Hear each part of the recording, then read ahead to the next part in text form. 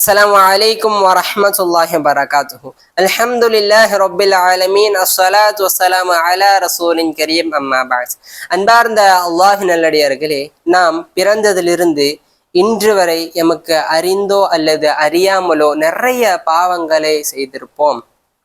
நாளை மறுமை நாளில் அல்லாஹு ரப்புல் ஆலமீன் நாம் செய்த பாவங்களுக்காக எம்மிடத்திலே கேள்வி கேட்பான். அவன் அந்த கேள்விகளை கேட்காமல் இருக்க நாம் என்ன செய்ய வேண்டும்? இந்த உலகத்திலே வாழும் பொழுது நாம் மரணிப்பதற்கு முன்னால் நாம் செய்த பாவங்களை நன்மைகளாக மாற்ற வேண்டும். எவ்வாறு?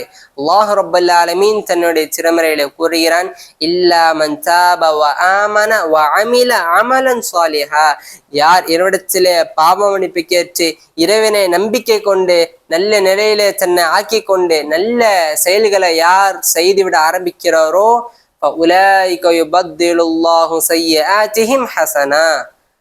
அவர்களுடைய பாவங்களை அல்லாஹ் நன்மைகளாக மாற்றுவான். அல்லாஹ் அக்பர்.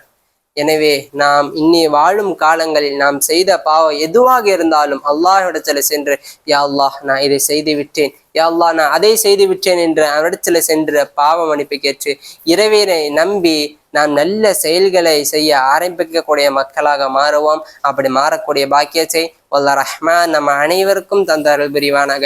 அஸ்ஸலாமு அலைக்கும் வரஹ்மத்துல்லாஹி வபரகாத்துஹு.